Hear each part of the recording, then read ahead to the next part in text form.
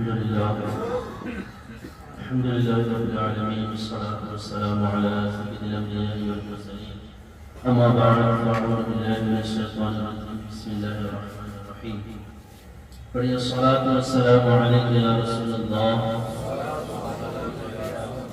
وعلى آلك وصحبك يا حبيب الله الصلاة والسلام عليك يا نبي الله وعلى آلك وأصحابك يا نور الله مدینے کے آقا دو عالم کے داتا حضور احمد مجتبی محمد مصطفیٰ صلی اللہ علیہ وسلم کا مبارک ارشاد گرامی ہے کہ تم جہاں کہیں بھی ہو مجھ پر درود پڑھو کہ تمہارا درود مجھ تک پہنچتا ہے۔ درود پاک پڑھیے اللہم صلی علی سیدنا شفیعنا مولانا محمد وسلم صلاۃ و سلام علیک یا رسول اللہ صلی اللہ علیہ وسلم۔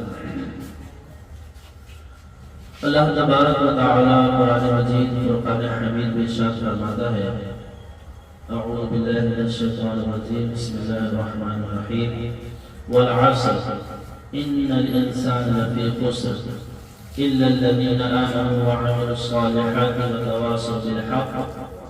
وتواصوا بالحق وتواصوا بالصبر۔ صدق اللہ العظیم۔ اس کا ترجمہ بیان کرنے سے پہلے آپ سب کی بارگاہ میں یہ عرض کرنا چاہوں گا کہ بخاری شریف کی سب سے پہلے حدیث پاک جو ہے وہ یہ ہے کہ انما الاعمال بالنیات، یعنی عمل کا دار و مدار نیت ہے۔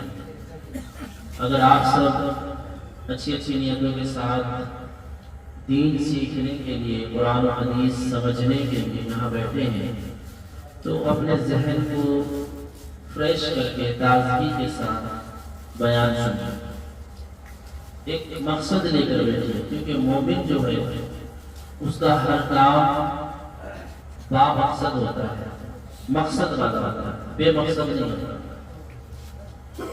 تو آپ یہ ذہن لے کر بیٹھے کہ انشاءاللہ کچھ قرآن و حدیث کی بات سنیں گے، سیکھیں گے، سمجھیں گے اور اس پر عمل بھی کریں گے انشاءاللہ، کیونکہ اللہ تبارک و تعالی قرآن مجید میں ارشاد فرماتا ہے وَذَكِّرْ فَإِنَّ الذِّكْرَىٰ تَنفَعُ الْمُؤْمِنِينَ، کہ سمجھاؤ، سمجھانا مسلمانوں کو فائدہ دیتا ہے۔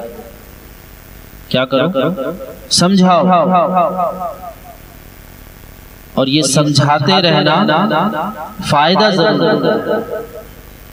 تو اسی قرآن مجید کی آیت پر عمل کرتے ہوئے ہم وقتاً فوقتاً جو ہے محفل میلاد سجاتے ہیں، کبھی اجتماعات کرتے ہیں، خطبہ حضرات جمعہ میں خطابت کرتے ہیں، یہ سارا کچھ اسی زمرے میں آ جاتا ہے۔ آج انشاءاللہ عز و جل میں آپ کو ایک ایسی ذات اور ایسی شخصیت کے بارے میں اور آپ ذکر کریں گے جس کے بارے میں آپ جانتے ہیں، جن کا چرچہ آپ سنتے رہتے ہیں، لیکن قرآن مجید کی اس صورت مبارکہ کے تناظر میں ہم ان کی ذات کو دیکھیں گے اور پھر ان کی ذات سے ہمیں کیا سبق ملتا ہے اس پر غور کریں گے، کیونکہ انسان کی طبیعت میں یہ چیز ہے کہ جب وہ کسی کو پسند کرتا ہے، جب اس کے سامنے کسی کی خوبی بار بار ذکر کی جاتی ہے، جب اس کی پرسنالٹی، اس کے اسٹیٹس کے بارے میں بات ہوتی ہے، تو انسان طبعی طور پر اس طرف جھکتا ہے اور اسی کو فالو کرتا ہے۔ تو آئیے قرآن مجید میں اللہ تبارک و تعالی نے جو ارشاد فرمایا والعصر، زمانے کی قسم، اس کی تفسیر بہت لمبی چوڑی ہے، میرا موضوع کلام یہ نہیں ہے، بس المختصر یہ سمجھیں کہ زمانہ کی قسم رب تبارک و تعالیٰ نے اس لیے بھی ارشاد فرمائی کہ زمانہ اسے کہتے ہیں یہ جو دن رات کا آنا جانا، یہ سالوں کا گزرنا، ہفتوں کا گزرنا، مہینوں کا گزرنا۔ کل تک ہم چھوٹے بچے تھے تو ہمارے گاؤں کا نقشہ اور تھا، آج ہم بڑے ہیں گاؤں کا نقشہ اور ہے۔ کل ہم چھوٹے تھے ہماری مسجد کا نقشہ اور تھا، آج ہم بڑے ہو گئے ہماری مسجد کا نقشہ اور ہے۔ ہمارے گھر کا نقشہ اور تھا، آج گھر کا نقشہ اور ہے۔ بلکہ ہمارے بیچ میں کچھ ایسے لوگ تھے جن کا اچھا اسٹیٹس تھا، اچھی صحت تھی، سب کچھ تھا، لیکن زمانے نے ہمیں یہ سبق دیا کہ ایک اچانک حادثے میں وہ نوجوان اس دنیا سے چلا گیا۔ ہوتا ہے نا ایسے، اچھا خاصا نوجوان لڑکا، کمائی دھندا سب صحیح چل رہا تھا، لیکن ایک حادثہ ہوا، ہارٹ اٹیک ہو گیا، ایکسیڈنٹ ہو گیا وغیرہ۔ یہ ہم نے دیکھا تھا کہ فلاں چچا بہت امیر تھے، بہت پیسے تھے ان کے پاس، لیکن ان کے ساتھ ایسا معاملہ ہوا، تلک الایام نداولها بین الناس۔ اللہ تبارک و تعالیٰ فرماتا ہے یہ دن ہی تو ہے جو ہم لوگوں کے درمیان پھیرتے رہتے ہیں، یہ دن ہے نا۔ آج امیر تھا کل غریب ہو گیا، آج اچھی صحت تھی کل بیمار ہو گیا۔ اللہ تبارک و تعالی ہمیں سمجھا رہا ہے کہ آج انسان کے پاس تھوڑی طاقت، تھوڑی دولت، تھوڑی شہرت کیا ملتی ہے، اس کا مزاج عرش پر اڑنے لگتا ہے، وہ لوگوں کو حقیر سمجھنے لگتا ہے، کمزور سمجھنے لگتا ہے، کمتر سمجھنے لگتا ہے۔ تو اللہ تبارک و تعالی ہمیں سمجھا رہا ہے اے بندے غرور نہ کر، تکبر نہ کر، مت اترا، تو آج اچھا ہے، تو اس بات سے ڈر کہ کل ہو سکتا ہے تو کسی آزمائش میں مبتلا کر دیا گیا۔ تو اللہ تبارک و تعالی نے زمانے کی قسم ارشاد فرمایا، والعصر، زمانے کی قسم۔ ایک تو رب کا فرمانا، مثال کے طور پہ اگر مسجد کے امام صاحب یا آپ ایک بڑا جلسہ رکھیں، اس میں کوئی بہت بڑے مفتی صاحب آ کر ایک بات کہہ دیں کہ آپ یہ چیز کریے، تو اس بات کی امپورٹنس کتنی زیادہ بڑھ جاتی ہے۔ نہیں، مفتی صاحب نے کہا ہے کہ نہیں، لیکن جب مفتی صاحب قسم کھا کر کوئی بات کہے جی تو اس کی اہمیت اور زیادہ بڑھ جائے گی۔ اللہ تبارک و تعالیٰ کا فرمانا ہی کافی تھا، لیکن اللہ تبارک و تعالیٰ نے زمانے کی قسم ارشاد فرما کر یہ فرما رہا ہے، ان الانسان لفی خسر، انا بے شک، تاکید کے ساتھ کہ بے شک انسان جو ہے نا وہ خسارے میں، نقصان میں، گھاٹے میں۔ کیسا گھاٹا، کیسا نقصان؟ جب اس کی تفسیر ہم پڑھتے ہیں تو اس کی تفسیر میں مفسرین کرام فرماتے ہیں کہ انسان گھاٹے پہ اس طور پر ہے کہ جو اس کی زندگی ہے، جو اس کا اصل سرمایہ ہے، جو اس کی اصل پونجی ہے۔ مثال کے طور پر بزنس مین، آپ بزنس کرتے ہیں تو آپ نے بزنس کرنے کے لیے 1,00,000 2,00,000 10 لاکھ جو لگایا ہے وہ آپ کا اصل مال ہے، وہ آپ کا انویسٹ ہے۔ پھر اس کے اوپر جو آپ کو بینیفٹ ملے گا، فائدہ ملے گا، اس کے بعد جو رولنگ کریں گے آپ، اس کے بعد آپ فائدے میں، نقصان میں اس کو تنازع میں دیکھیں گے، لیکن جو اصل پونجی آپ نے لگائی تھی اس سے کمی نہیں ہونی چاہیے۔ لیکن انسان خسارے میں اس طور پر ہے کہ جو اس کی اصل چیز زندگی ہے وہ ہر لمحہ، ہر دن گھٹتے جا رہے ہیں۔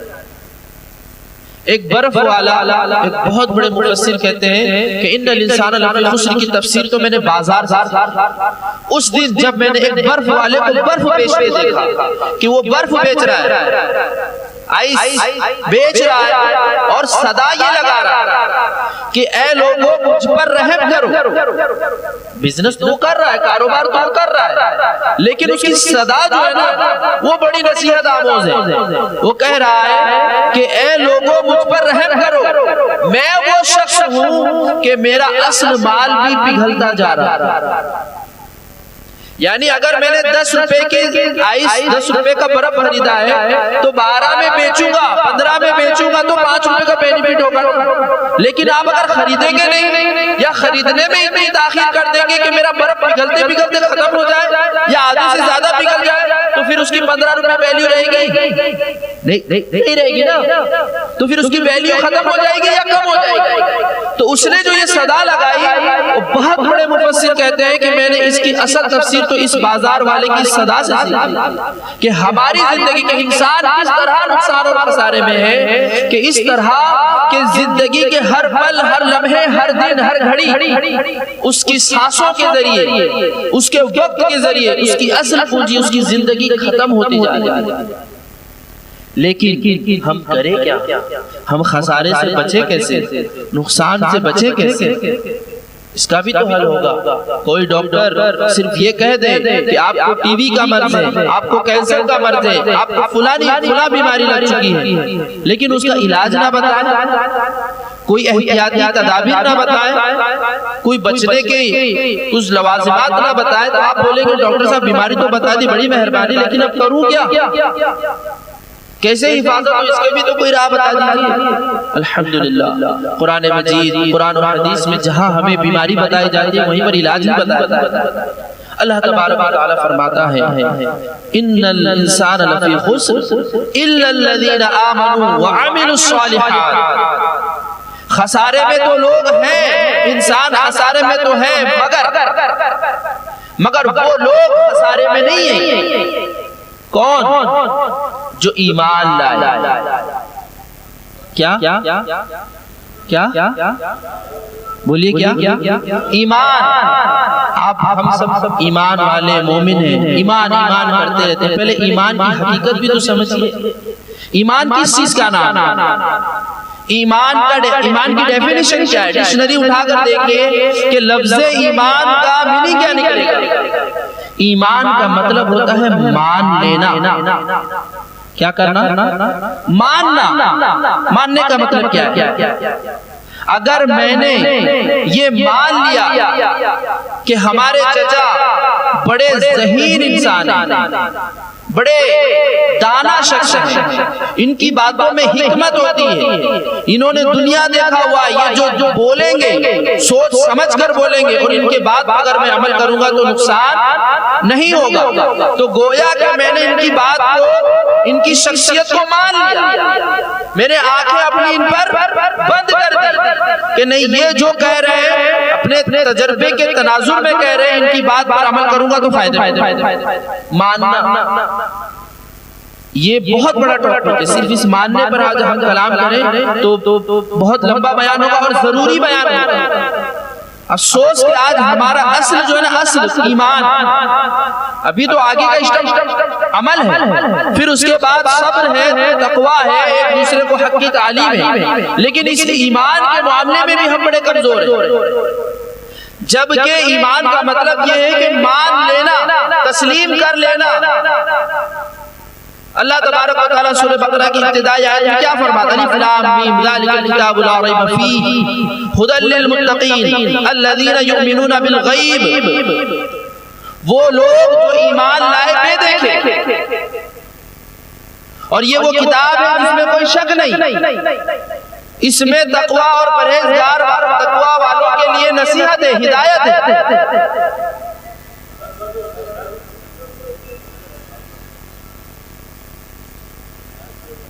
درود پاک پڑھی، اللہم صلی علی سیدنا شفیعنا مولانا محمد بارک وسلم، صلاۃ و سلام علیک یا رسول اللہ صلی اللہ علیہ وسلم۔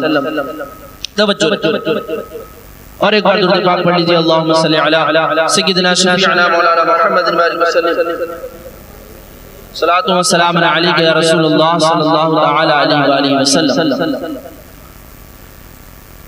اللہ تبارک و تعالی کی ذات پر اگر ہمارا ایمان ہے، ایمان پر کلام چلا تھا نا، اگر ہمارا ایمان اللہ کی ذات پر ہے، کیا مطلب اس کا؟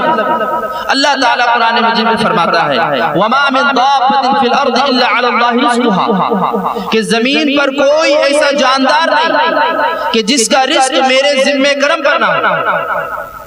کس نے کہا؟ اللہ نے کہا۔ اللہ کو مانتے ہیں؟ صرف اللہ کو مانتے ہیں یا اللہ کی بھی مانتے ہیں؟ شیطان مردود کیوں ہوا؟ اللہ کو نہیں مانتا ہے؟ نہیں، اللہ کو مانتا ہے۔ اللہ کو شیطان مانتا ہے، لیکن مردود کیوں ہوا؟ اللہ کی نہیں مانتا۔ اللہ نے کہا نا آدم کو سجدہ کر، اللہ کو مانتا ہے تبھی تو عبادت کرتا تھا۔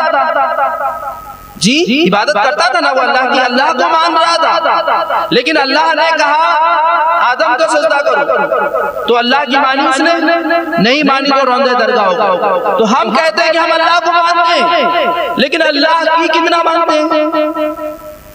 اللہ فرما رہا ہے کہ رزق کے ذمہ میرے مجھ پر ہے، لیکن ہم رزق کمانے کے لیے جھوٹ بولتے ہیں کہ نہیں؟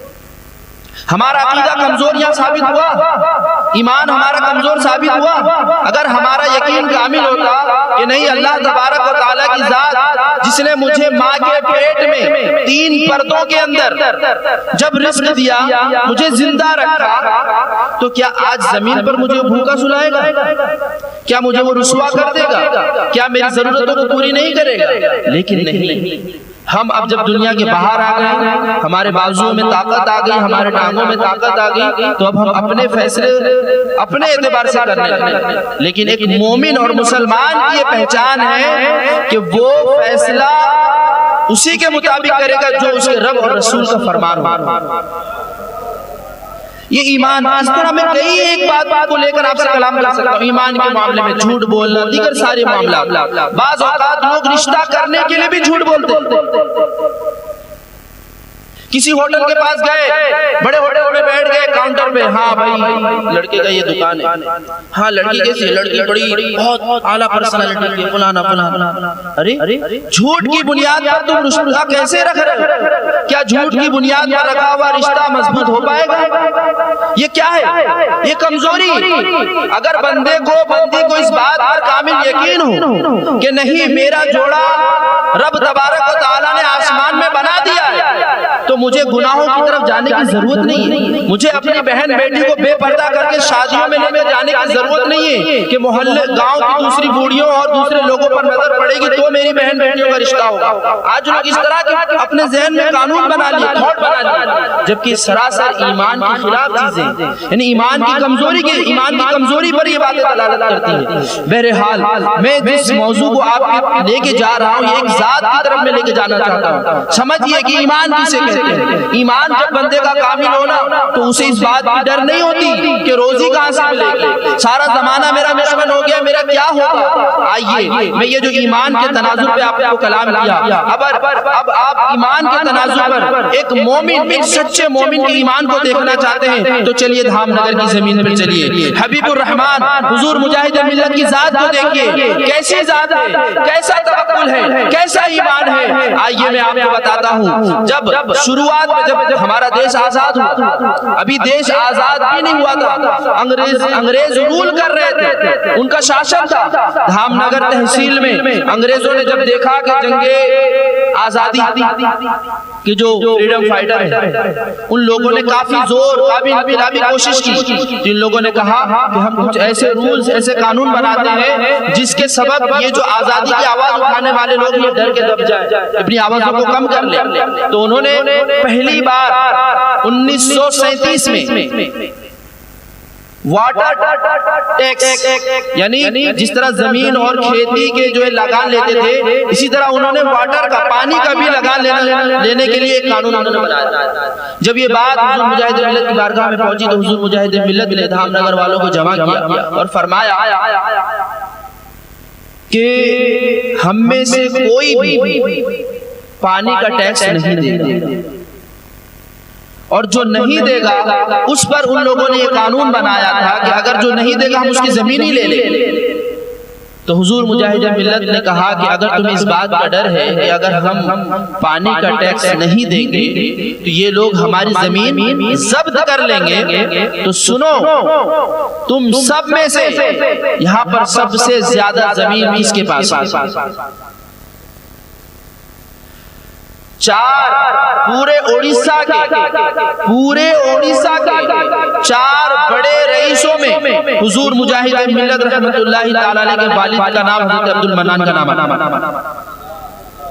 اس وقت کی بات کر رہا ہوں، پورے اڑیسہ، پورے آل اوور اڑیسہ کے 4 بڑے رئیسوں میں ایک نام میرے حضور مجاہد ملت کے والد کا ہے۔ کتنے بڑے جاگیردار، کتنی دولت تھی، لیکن آپ حضور مجاہد ملت کی درگاہ پر تو جاتے ہیں، حضور مجاہد ملت کے نام پہ جلسہ تو کرتے ہیں، لیکن حضور مجاہد ملت کی زندگی کو ایک بار ٹھنڈے دماغ سے پڑھیے، ایسے ویسے نہیں تھے، نہ دولت کی کمی تھی، نہ اونچا مقام میں کمی تھی، خاندان بھی بہت بڑا تھا، دولت بھی بہت بڑی تھی، شہرت بھی بہت بڑی تھی، لیکن جن بوڑھوں نے، آج بھی شاید بہت سے بوڑھے حیات ہیں جنہوں نے حضور مجاہد ملت کو دیکھا ہے کہ عاجزی اتنی تھی، انکساری اتنی تھی کہ ایک عام آدمی بھی جو ہاتھ ملاتا نا تو آپ اس کا ہاتھ چھو لیا کرتے۔ یہ ممبئی کا ایک واقعہ ہے کہ حضور مجاہد ملت رحمت اللہ علیہ ایک بہت بوڑھے چچا، وہ بہت بوڑھے ہو گئے، لیکن وہ ہر شخص سے ایک بات پوچھتے رہتے تھے ہمیشہ، کسی سے کوئی بھی علم والا دکھا تو اس سے پوچھتے تھے کہ میں جب جوانی کے عالم میں تھا، حضور مجاہد ملت ممبئی تشریف لاتے تھے تو میں نے ان کا بہت نام سنا تھا، اور وہ راج مستری تھے، کہتے ہیں کہ میں نے ان کا بہت نام سنا تھا۔ ایک بار میں بھی ملاقات کے لیے چلا گیا، حضرت سے سب لوگ مل رہے ہیں، دست بوسی کر رہے ہیں، مل رہے ہیں، دست بوسی کر رہے ہیں، تو جب میں ان سے ملنے کے لیے گیا تو میں ایک راج مستری، ایک مزدوری کرنے والا انسان، عام سا نوجوان لڑکا، میں جب حضور مجاہد ملت کے قریب پہنچا، مصافحہ کیا تو حضور مجاہد ملت نے میرے ہاتھ پکڑ کر چوم دیا۔ بلے اس دن سے لے کر آج تک میں پریشان ہوں کہ اتنے بڑے بزرگ میرا ہاتھ انہوں نے کیسے چوما، میں بڑا شرمندہ ہوا، پانی ہو گیا، یہ کیا معاملہ ہے۔ لیکن کئی عرصے بعد ان کے بڑھاپے میں حضور مجاہد ملت کے خلیفہ نے بتایا کہ حضور مجاہد ملت نے جو آپ کا ہاتھ چوما اس میں بھی بہت بڑی حکمت ہے۔ وہ حکمت کیا ہے کہ جو اللہ والے ہوتے ہیں وہ لوگوں کے دلوں میں راج نہیں، مطلب اپنا اسٹیٹس نہیں بنانا چاہتے، ان کی نظر تو اللہ کی ذات پر لگی ہوئی، وہ یہ چیز دیکھتے ہیں کہ کون سی چیز انسان کے لیے ہلاکت کا سبب ہے۔ وہ کہتے ہیں کہ حضور مجاہد ملت عام لوگوں کا بھی اس لیے ہاتھ چوم لیا کرتے کہ جب سارے لوگ آپ کی دست بوسی کرتے، آپ سے جھک کر سلام عرض کرتے، تو حضور مجاہد ملت کہتے ہیں کہ جب سارے لوگ اتنی عزت کر رہے ہیں، ہاتھ چوم رہے ہیں، تو کہیں دل میں یہ تکبر نہ آ جائے کہ میں بہت بڑا ہوں، کہیں دل میں غرور نہ آ جائے کہ میں تو بادشاہ ہوں، میں تو شہنشاہ ہوں، میں تو سردار ہوں، میں تو بہت بڑا ہوں۔ تو اپنے نفس کو مارنے کے لیے، اپنے نفس کی شرارت کو ختم کرنے کے لیے حضور مجاہد ملت کسی عام شخص کے بھی ہاتھ چوم کے کہتے ہیں کہ تو بھی اللہ کا ہی بندہ ہے۔ کون ہے یہ؟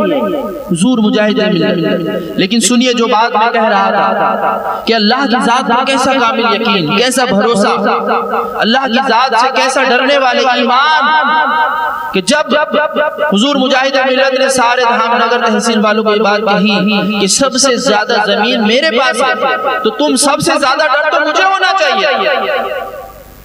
جی اگر وہ زمین ضبط کر لیں گے تو سب سے زیادہ زمین تو میرے پاس ہے، سب سے زیادہ ڈر تو مجھے ہونا چاہیے، لیکن تم سب اس بات کی فکر مت کرو کیا ہوگا، کچھ بھی ہوگا میں آگے۔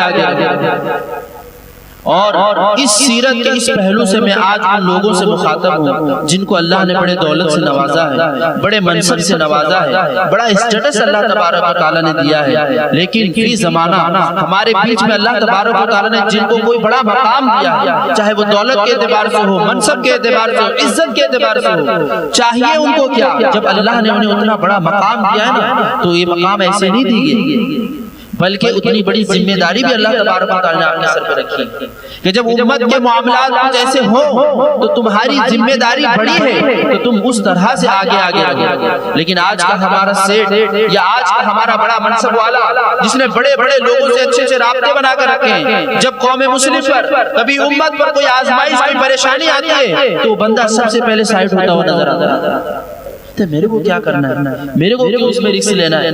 نہیں، اللہ نے تمہیں دولت اس لیے دی نہیں کہ تم اپنے تجوری میں بند کر کے رکھ کے چلے جاؤ، بس اپنا گھر بڑا بنا کے بڑی گاڑیاں خرید کے اور اپنی زندگی کو اچھے لائف سٹائل میں گزار کے چلے جاؤ۔ نہیں، آئیے حضور مجاہد ملت کی زندگی کو دیکھیے، حضور مجاہد ملت بھی رئیس گھرانے کے ہیں، جاگیردار گھرانے کے ہیں، کیا ضرورت تھی کہ اتنے سارے غریب لوگوں کسانوں کے آگے کھڑے ہونے. اسی بنا پر سب سے پہلے آپ کو انگریزوں نے سب سے پہلے آپ کو جیل میں ڈالا. آپ اس بنا پر جیل میں گئے. ہے ہم میں سے کوئی ایسا قوم کا درد رکھنے والا؟ حضور مجاہد ملت کی زندگی یہ بتا رہی ہے کہ قوم کے بارے میں کس طرح سے فکر مند رہنے کی ضرورت ہے, کس طرح سے قربانی دینے کی ضرورت ہے. آپ اس بار سب سے پہلے جیل میں گئے. صرف ایک بار نہیں, آپ اپنی زندگی میں 8 مرتبہ جیل گئے. کتنی مرتبہ؟ 8 مرتبہ جیل گئے. کبھی بھدرک کے جیل میں, کبھی غازی پور کے جیل میں, کبھی سلطان پور کے جیل میں. صرف انڈیا ہی نہیں بلکہ جب حج کرنے کے لیے گئے تو حرم میں بھی جیل میں آپ کو زنجیریں پہنائیں گے, ہتھکڑیاں پہنائیں گے. آپ کا ایک معمول اور بتاتا ہوں کہ لیڈر کو کیسے ہونا چاہیے. جو اگر بڑا ہے ہمارے قوم میں تو اس کی ذہنیت کیسی ہونی چاہیے. حضور مجاہد ملت کے پاس جب کوئی مرید کہ آپ کہتے تھے میرے سے مت مرید ہو, میرے سے اچھے پیر وہ ہیں, ان سے مرید ہو, دوسرے کی طرف بھیج دیا کرتے تھے. اسی طرح جب انڈیا میں کہیں پر نماز کا معاملہ آتا تو حضور مجاہد ملت کسی اور عالم دین کو نماز کے لیے آگے بڑھا دیتے کہ آپ نماز پڑھائیے, ہم آپ کی ابتدا میں نماز پڑھائیں. عاجزی. لیکن قربان جائیے, کیا دلیری, کیا بہادری, کوئی ڈر نہیں. کیونکہ ڈر تو اللہ سے, ڈر اللہ سے, تو دنیا سے کیا ڈر. حضور غوث پاک فرماتے ہیں کہ میں اپنے ڈر کی کیا کہتے ہیں, ڈر کو ماپنے کے لیے کہ میرے دل میں صرف اللہ کا ڈر ہے یا کسی اور چیز کا بھی ڈر ہے, اس کو سمجھنے کے لیے میں اندھا دھند خطرناک جنگلوں میں, پہاڑوں میں, گوفوں میں بس چلتا چلا جاتا.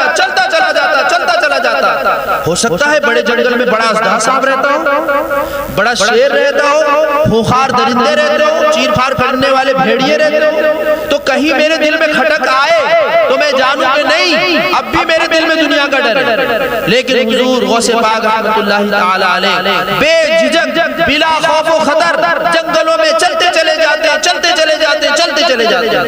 تو خدا کا ڈر جسے ہوتا ہے اسے پھر کسی کا ڈر نہیں ہوتا. آپ ایک بار آزما کر دیکھیے. آج تو ہم باہر نکلتے داڑھی رکھ کے ہم ڈرتے ہیں, سر پہ ٹوپی رکھنے ڈرتے ہیں. آپ کے سامنے ایک ذات بیٹھی ہوئی ہے, مثال کے طور پر منہ پر نہیں بیان کرنا چاہیے, ان کے بیک گراؤنڈ کو ایک بار آپ دیکھ لیجیے کہ داڑھی اور اس لباس کے ساتھ انہوں نے زندگی کیسی گزاری, وہ زندگی کامیاب ہے یا نہیں. آپ ایک بار ملیے, اس کے بارے میں پتہ کیجیے. نہیں پتہ ہے تو پھر بھی مختصر بتا دیتا ہوں. جو بھونیشور میں کیٹ یونیورسٹی ہے نا, ان کے پروفیسر ہیں, اور 1-2 سال نہیں, میں تو جب سے دعوت اسلامی میں نہیں آیا تھا اس کے بھی کئی سال پہلے سے یہ پروفیسر ہے. اللہ ان قربانیوں کو قبول فرمائے. تو بھی تو جی رہے ہیں, روزی روٹی کا معاملہ چل رہا ہے, کس نے کیا کر لیا, کس نے کیا بگاڑ لیا. لیکن آج کا ہمارا نوجوان کتنا ڈرتا ہے کہ چہرے پر داڑھی سجاؤں گا تو بھوکا مر جاؤں. استغفر اللہ. یہ ایمان کی دلیل ہی نہیں ہے, یہ ایمان کی کمزوری کی طرف اشارہ ہے. تم اللہ کے ماننے والے, تم رسول اللہ کا کلمہ پڑھنے والے, تم اولیاء کے چاہنے والے, اور روزی روٹی کے لیے ڈرتے ہو. سنیے حضور مجاہد ملت رحمت اللہ تعالی علیہ, جب آپ کو, میں آپ کو بتا رہا ہوں حضور مجاہد ملت کی ذات وہ ہے, جب ہم سے ان کو مولانا کی نظر سے دیکھتے ہیں نا تو یعنی ذہن کام نہیں کرتا کہ کوئی دیندار شخص بھی اتنا دلیر ہو سکتا ہے کہ وقت کے پرائم منسٹر کو دھمکی بھرا خط لکھ کر دے. اس زمانے میں آپ نے کئی ایسے خطابات کیے قوم مسلم کے لیے, امت کے درد میں, جس کی بنا پر آپ کو کئی بار جیل میں ڈالا گیا. بلکہ بنارس میں تو ایک دوسری تحریک کے لوگوں نے آپ کو, آپ کہیں سفر میں جا رہے تھے, آپ کو اکیلا پا کر مارا پیٹا, اور آپ کی جان لینے کی خاطر آپ کو ریل پٹری میں بھی ڈال کے چلے گئے. پھر آپ جیسے تیسے وہاں سے اٹھے تو پولیس والوں نے پکڑ لیا اور آپ کو دھمکی دی کہ بنارس چھوڑ کے چلے جاؤ. لیکن اس دن کسی بزرگ قدوسی سلسلے کسی بزرگ کا انتقال ہوا تو آپ ان کے جنازے میں شریک ہونا چاہتے تھے. آپ نے کہا میں نہیں جاؤں گا. یہ دلیری, یہ بہادری. اور الحمدللہ آپ کو بتاتا چلوں کہ یہ جو دعوت اسلامی ہے نا، یہ جو آرگنائزیشن ہے، یہ جو تحریک ہے، یہ جو تنظیم ہے، یہ انہی بزرگوں کا بتایا ہوا طریقہ ہے. آپ نے سنا ہوگا کہ حضور مجاہد ملت نے 2 تحریک بنائی، تبلیغ سیرت اور ایک خاک ساران حق. سنا ہے نا؟ حضور مجاہد ملت رحمت اللہ تعالیٰ نے تحریک قوم و ملت کی حفاظت کے لیے، دینی حفاظت کے لیے بھی اور دنیاوی حفاظت کے لیے بھی بنائے. بتائیے کیا ضرورت ہے ان کو یہ سب کرنے کی؟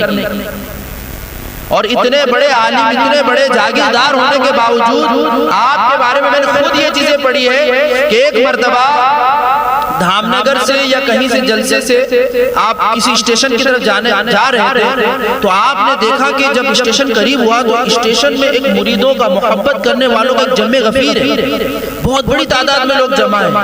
حضور مجاہد ملت کے ساتھ جو تھے بیٹھے، ان سے کہا کہ یہ اتنے سارے لوگ یہاں پر جمع ہیں.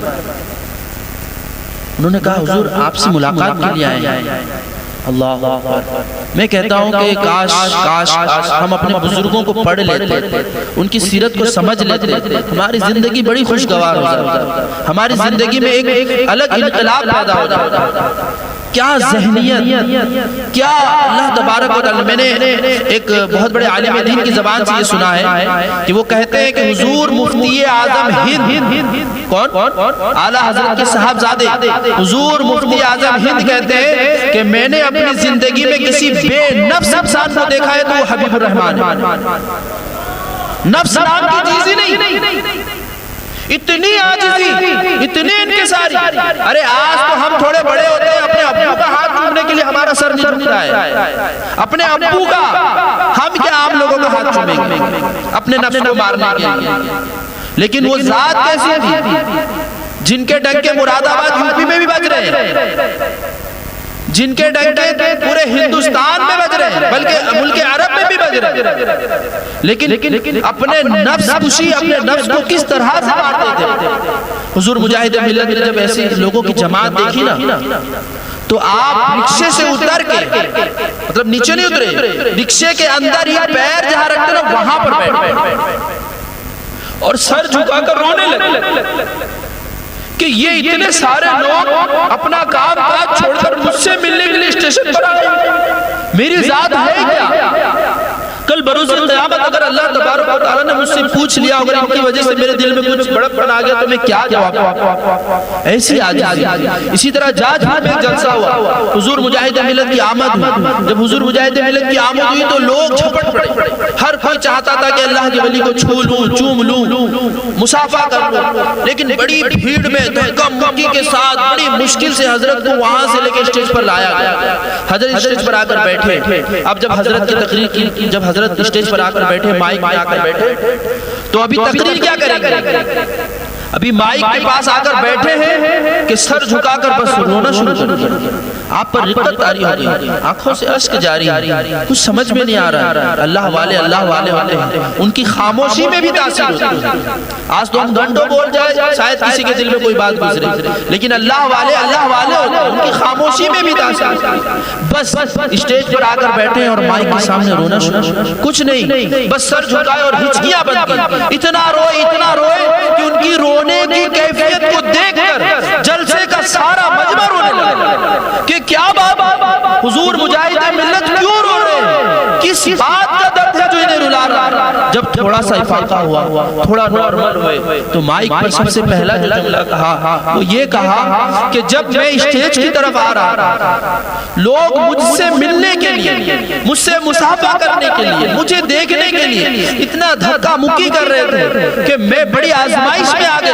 اور میں آ کر اب یہ سوچ رہا ہوں کہ کل بروز قیامت اللہ تبارک و تعالیٰ مجھے کھڑا کرے اور کہے اے حبیب الرحمن، تیری خاطر میرے کئی بندوں کو دھکا لگا، میرے کئی بندوں کو چوٹ آئی، میرے کئی بندوں کو تکلیف ہوا، تو بتائیے میں اس وقت اپنے رب کو کیا جواب دوں؟ تقوی کا یہ عالم، پرہیزگاری کا یہ عالم، اللہ سے ڈرنے کا یہ عالم. کیوں؟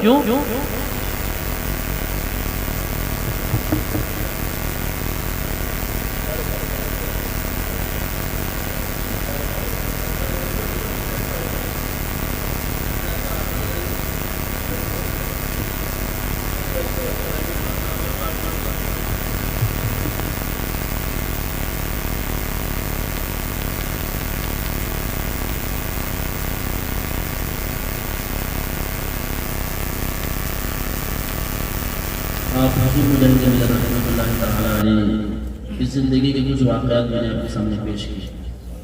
المختصر آپ کے جو قریب رہنے والے ہیں، آپ سے کبھی کبھار ملنے والے ہیں، جن سے بھی آپ کے بارے میں تاثرات لیا جائے تو یہی چیز سامنے آتی ہے کہ آپ ایک بہت ہی عظیم شخصیت ہیں۔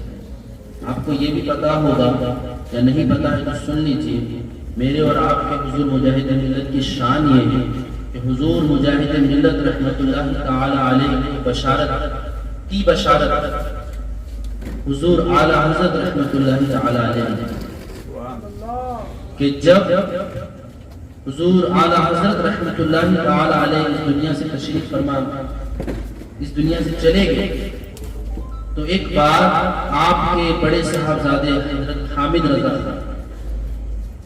حضور اعلی حضرت کے بیٹے ہیں، آپ کے مزار پر بیٹھ کے زارقدار رو رہے ہیں اور افسوس کر رہے ہیں کہ اب آپ کے بعد اہل سنت کا بیڑا کون سنبھالے، ایسی دلیری کے ساتھ امت کی کون رہنمائی کرے گا، کون اس امت اس کشتی کے بیڑے کو سنبھالے گا۔ اسی آہوزاری کرتے کرتے آپ کی آنکھ لگ جاتی ہے، آپ کیا دیکھتے ہیں؟ خواب میں حضور اعلی حضرت خواب میں تشریف فرما اور کہتے ہیں حامد رضا مت فکر کرو، قربان جائیں گے۔ جب میں یہ نہیں پڑھا، میں جب یہ بات اس واقعے کو میں نے جب پڑھا تو میرے بدن کے رونگٹے کھڑے ہوئے اور آج کو بولتے ہوئے بڑا دل فخر سے چوڑا ہو جاتا کہ اس مجاہد ملت کے گلیوں میں رہنے والے ان کا نام لینے والے تو ہم کیوں ڈرے؟ مجاہد ایسے ہی کہا جاتا ہے، ایسے ہی آپ کا نام مجاہد ملت نہیں رکھا گیا۔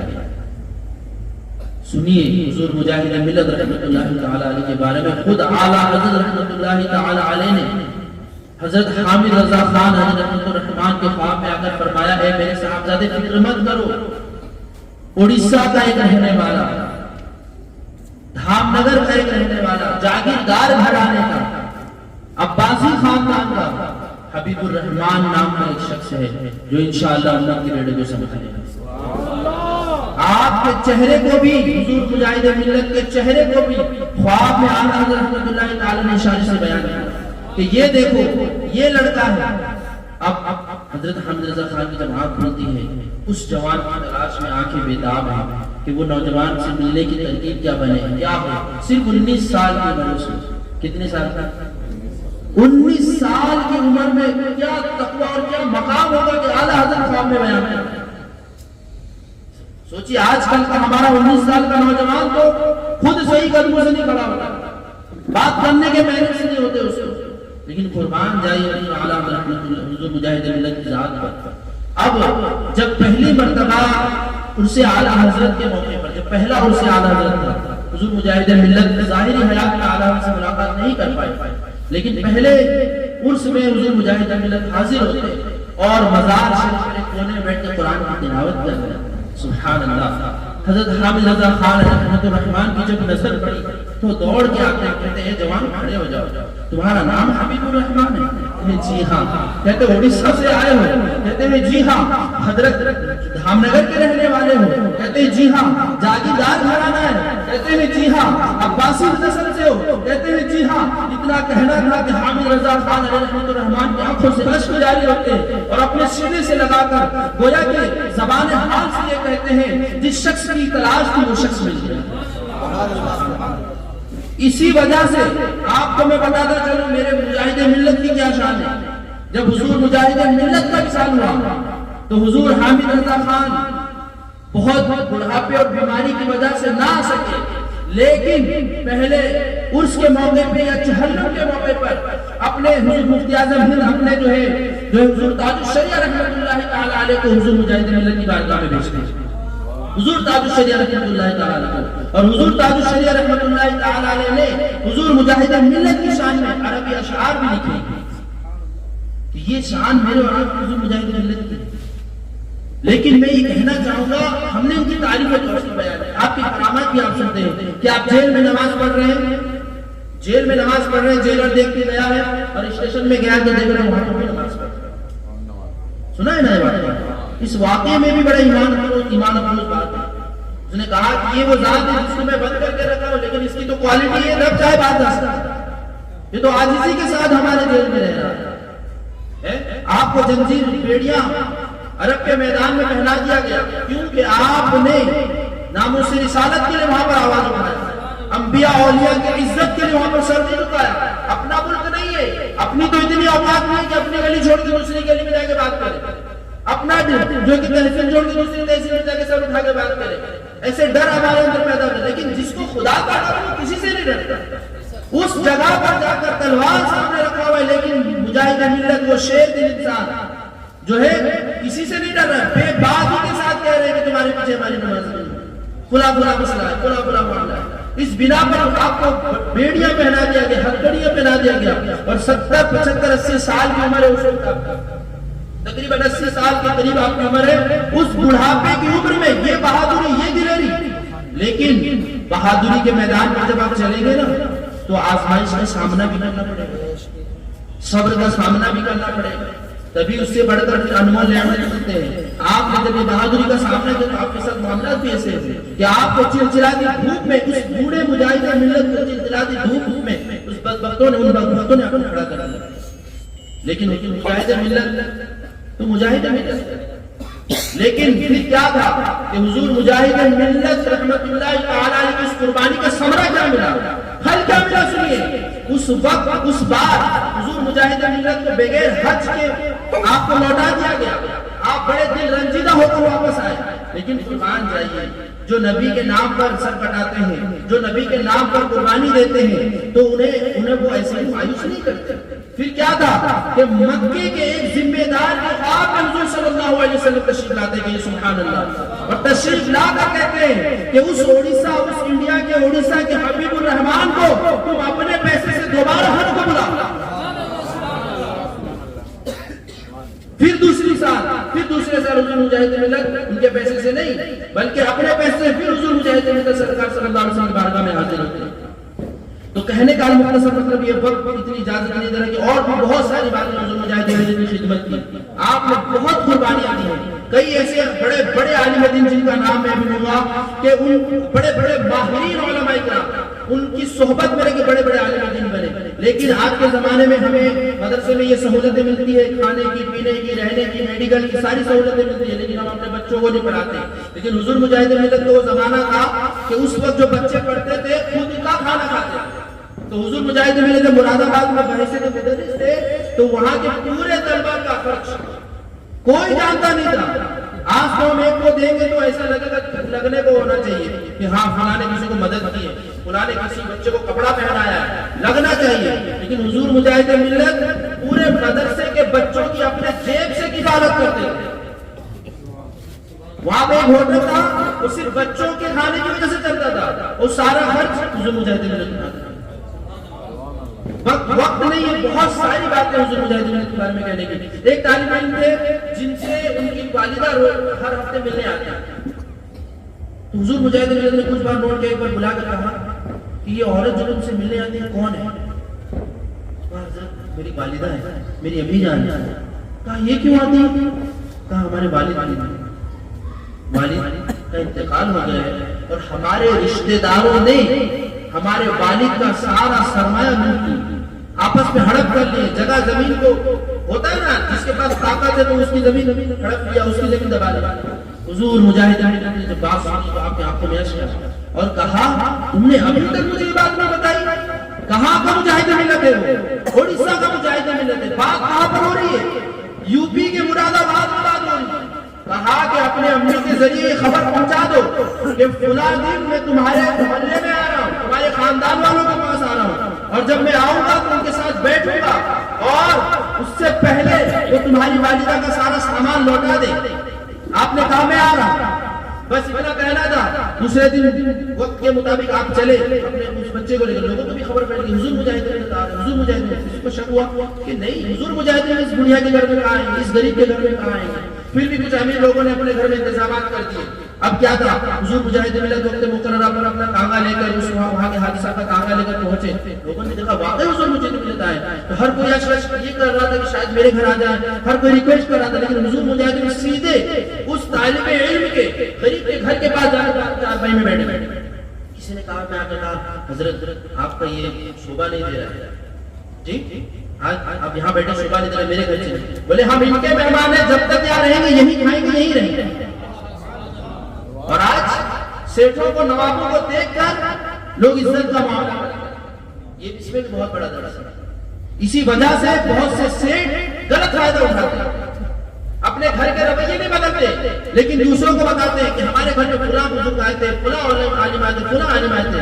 ارے اتنے سارے عالم کی قدم تمہارے گھر میں رکھی گئی لیکن پھر بھی تمہارے گھر سے بے حیائی ختم نہیں ہوئی. جی ارے یہ کمال نہیں ہے کہ تمہارے گھر میں اتنے بزرگ آئے. ارے کمال تو تب ہوتا کہ ایک بزرگ آتا اور تمہارے گھر کا نشہ بدل جاتا, تمہارے گھر سے بے حیائی ختم ہو جاتی, تمہارے گھر سے سود خوری ختم ہو جاتی, تمہارے گھر سے لڑائی جھگڑے ختم ہو جاتے, تمہارے گھر سے فتنہ ختم ہو جاتا, تمہاری عادت سمجھ جاتی, تمہارے منہ کا کڑوا پن ختم ہو جاتا.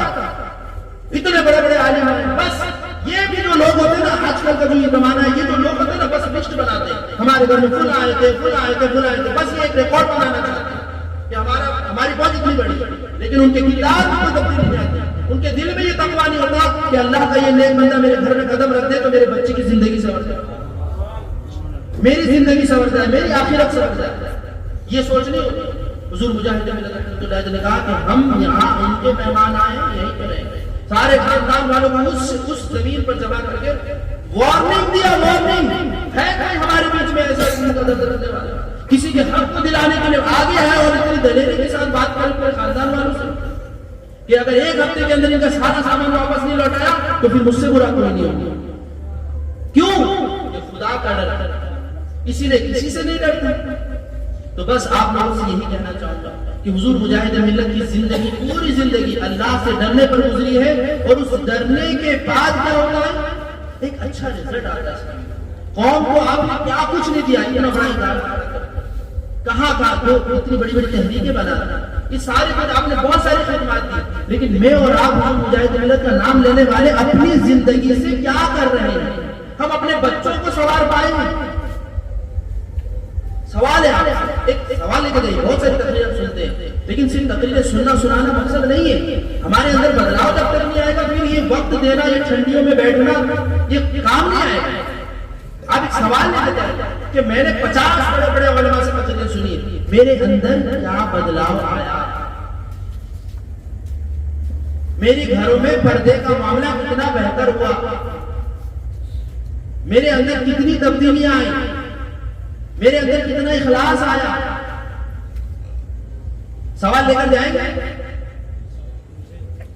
سوال لے کر جائیں گے. بس تو ختم کر, یہ سوال لے کر جائیں گے انشاءاللہ.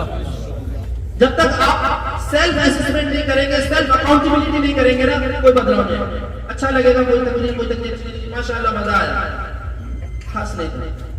یہ جملہ بول کے بس اتنی سی بات. یہی مقصد تھا قرآن و حدیث کا ذکر بیان کرنا کرانے کا نہیں. وذکر فإن الذکر تنفع المؤمنین, کہ سمجھاؤ, سمجھانا مسلمانوں کو فائدہ دیتا ہے. اس بیس پہ ہم یہاں جمع ہوئے کہ ہمارا مقصد اگر ہمیں اللہ تبارک و تعالیٰ نے یہ منصب, یہ علم دیا ہے تو ہم آپ تک پہنچائیں, اور آپ کی ذمہ داری ہے کہ اس کو کچھ تو لے کر جائیں. نہیں بدلیں گے آپ انشاءاللہ, ہم اپنے آپ کو بدلیں گے انشاءاللہ. ایک چھوٹا سا بدلاؤ اپنے اندر لائیں گے, ایک چھوٹا سا بدلاؤ لائیں گے اپنے اندر. کیا بدلاؤ لائیں گے؟ میں نہیں بولوں گا کیا بدلاؤ لانا, بس آپ خود سوچ لیجیے. بس اتنا کام کیجئے گا, یہاں سے جانے کے بعد گھر میں, اپنے گھر میں بیٹھ کر کسی باہر والوں سے ڈسکس کرنے کی ضرورت نہیں. کوئی ضرورت نہیں آپ مسجد کے گیٹ کے پاس کھڑے ہو کے چائے کے ٹھیلے پہ کھڑے ہو کے بڑی بڑی جو ہے کہ یہ کریں. آپ صرف اپنے گھر میں جا کر اپنی چار دیواری میں اپنے بیوی بچوں کو لے کر بیٹھ کر اتنی بات کر سکتے ہیں, یار ہمارے گھر میں فلاں کمزوری ہے, ہمارے گھر میں جھگڑے بہت ہوتے ہیں, ہمارے گھر میں غیبتیں بہت ہوتی ہیں, ہماری بیٹی گانا بہت سنتی ہے, ہماری بیٹی بے حیائی کرتی ہے, ہمارا جو لڑکا ہے نا وہ فالتو حرکتیں کرتا ہے. انشاءاللہ ہم اس کو روکیں گے.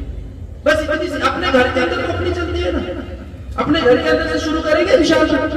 اللہ تبارک و تعالیٰ ہم سب کو پہلے سننے کا عمل کی توفیق عطا فرمائے. بیان کرنے کسی قسم کی شریعت اور دنیا تو میں سب کو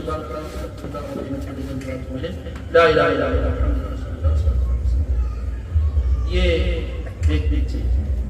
ایک اپلیکیشن ہے لیکن ہے, یہ سیلف اکاؤنٹیبلٹی کے لیے ہے. یعنی آپ روزانہ اپنے آپ سے سوال کریں گے, میں آپ سے پوچھوں گا یا آپ بڑے بڑے بڑے بھائی چھوٹے بھائی سے پوچھیں گے,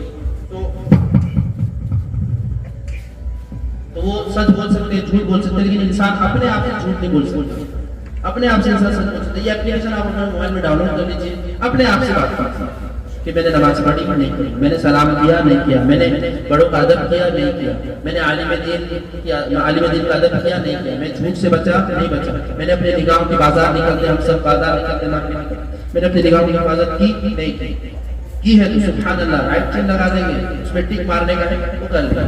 اس سے کیا ہوگا نا، جب ہم اپنے آپ کو، یہ کامیاب لوگوں کا طریقہ ہے، جب ہم اپنے آپ کو دیکھتے رہیں گے انشاءاللہ کچھ بدلاؤ ضرور آئے گا۔ تو انشاءاللہ یہ کام کیجیے، آپ لے کے اپنے موبائل میں ڈاؤن لوڈ کیجیے، نوجوان بچوں کو ان کا بھی اسلامی بہنوں کا بھی الگ رہتا ہے، تو اس کو ڈاؤن لوڈ کرا کے اس پر عمل کریں، انشاءاللہ بے شمار فائدہ۔ نحمده ونصلي ونسلم على رسوله الكريم اما بعد فاعوذ بالله من الشيطان الرجيم بسم الله الرحمن الرحيم وما ارسلناك الا رحمة للعالمين۔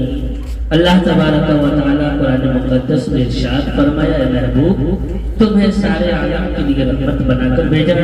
وہی رحمت والے رسول جب اس دنیا میں جلوہ گر ہوئے تو آپ کی والدہ ماجدہ حضرت آمنہ فرماتی ہے، چاند کے حساب سے 9 مہینے پورے ہوئے، آپ کے پیدائش کا وقت قریب آیا تو بہت ساری عورتوں کے ساتھ بی بی آسیہ اور حضرت مریم حاضر ہوئے، ان کے ساتھ بہت ساری جنت کی حوریں تھی۔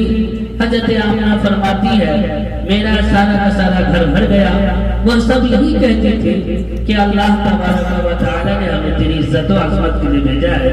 حضرت آمنہ فرماتی ہے مجھے پیاس سے معلوم ہوئی، ایک نورانی فرشتہ ظاہر ہوا جس کے ہاتھ میں شربت کا گلاس تھا، جو شربت دودھ سے زیادہ سفید، شہد سے زیادہ میٹھا، برف سے زیادہ ٹھنڈا، جس میں گلاب سے خوشبو آ رہی تھی، ہاتھ میں دیا کہ اسے پی لو، یہ شربت تمہارے لیے جنت سے آیا ہے۔ حضرت آمنہ فرماتی ہے میں نے شکم شیر ہو کر پیا، پیاس بھی ختم ہوئی، سکون و اطمینان ملی۔ فرشتہ نے انتظار کیا، ادھر یا سید العالمین، ادھر یا خاتم النبیین، ادھر یا رحمت للعالمین، پڑھو عاشقو درود پڑھو، درود سے کبھی غافل نہ ہو، درود پڑھو۔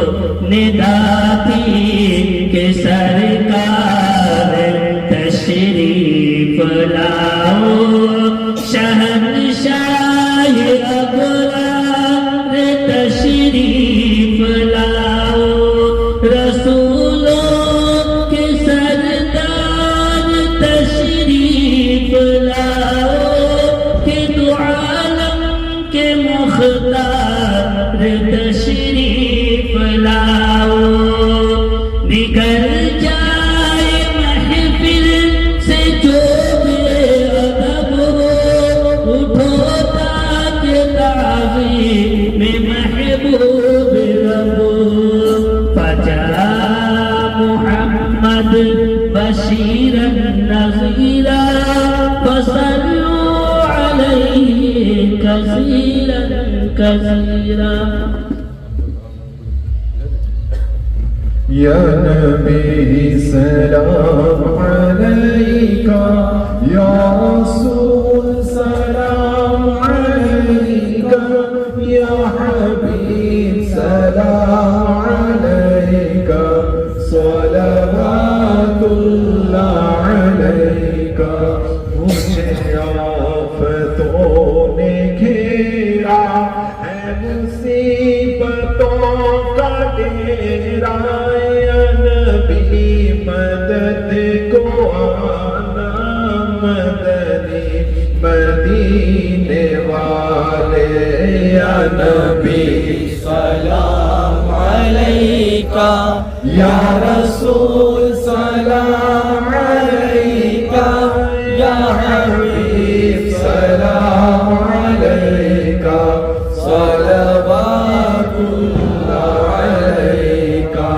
تیری سنتوں پہ چل کر میری روح جب نکل کر چلے تم گلے لگانا، مدنی مدینے والے، یا نبی سلام علیکہ، یا رسول سلام علیکہ، یا حبیب سلام علیکہ، صلوات اللہ علیکہ۔ میرے غوث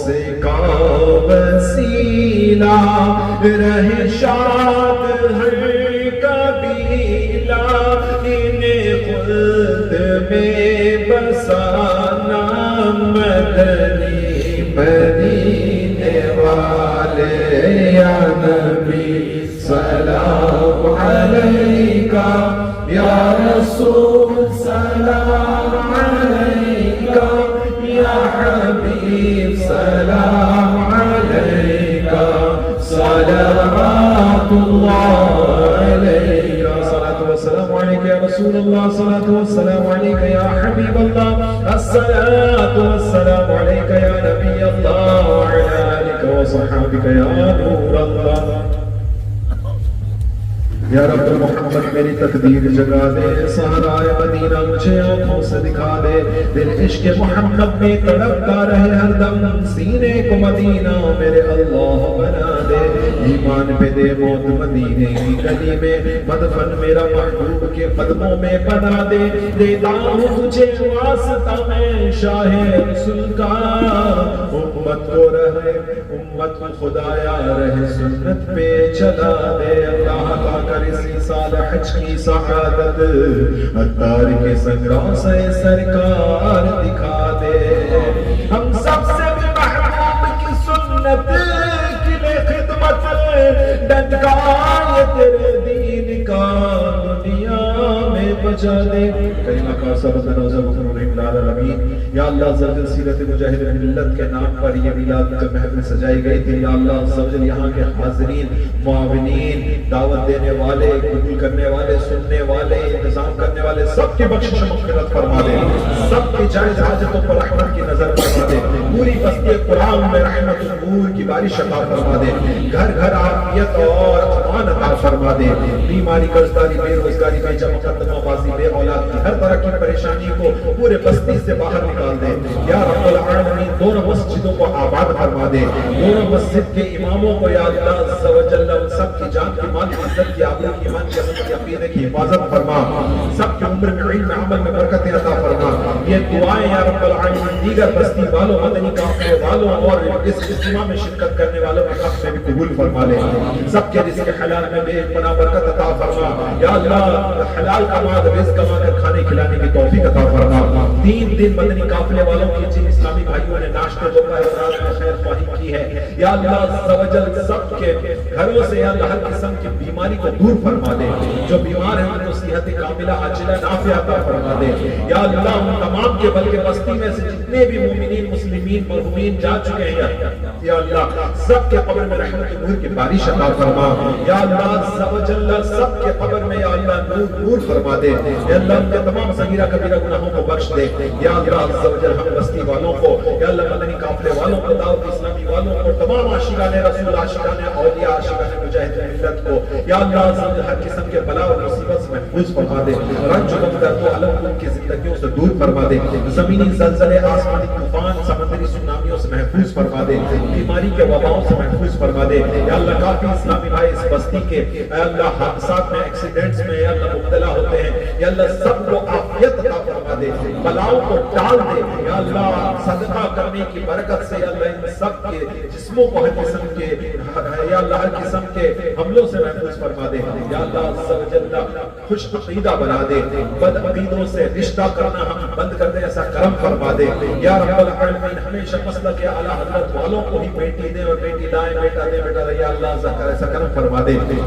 یا اللہ اپنے فضل و کرم سے ہمارے مسجدوں میں ہمیشہ اہل سنت والجماعت مسلک اعلی حضرت کے خدام خدمت کرتے رہے ایسا کرم فرما دے یا اللہ اس شاندار مسجدوں کی تعمیر میں جن اسلامی بھائیوں نے حصہ لیا ہے ان کی زندگی اور آخرت کو شاندار بنا دے اسلامی بہنوں کو اپنے گھروں سے اسلامی بھائیوں کو مسجد کے لیے روانہ کرنا نصیب فرما فجر کے ساتھ ساتھ اللہ تہجد کی توفیق دے دے یا اللہ عز و جل امام صاحب جب بھی در سے علم دین دے تو ہم کو شوق و ذوق کے ساتھ میں دھیان لگا کر عشق اولیاء میں بیٹھ کر سننا نصیب فرما دے جو مانگا وہ بھی عطا فرما جو مانگنے سے رہ گئے اس کو بھی ہمارے حق میں اگر اچھا ہے تو ہم کو عطا فرما دے یا رب العالمین اس اجتماع کے انعقاد میں روشنی میں آواز میں اہتمام میں انتظام میں خوشبو میں کھانے میں جن جن اسلامی بھائیوں نے حصہ ملایا ہے یا اللہ عز و جل تو ان کے نام بھی جانتا ہے، ان کے کام بھی جانتا ہے، بس یا اللہ ان کے تمام معاملات میں بہتری اور برتری عطا فرما دے، خصوصاً ہمارے امام صاحب کے، یا اللہ عز و جل موسم صاحب کے، سردار صاحب کے، جن جن اسلامی بھائیوں نے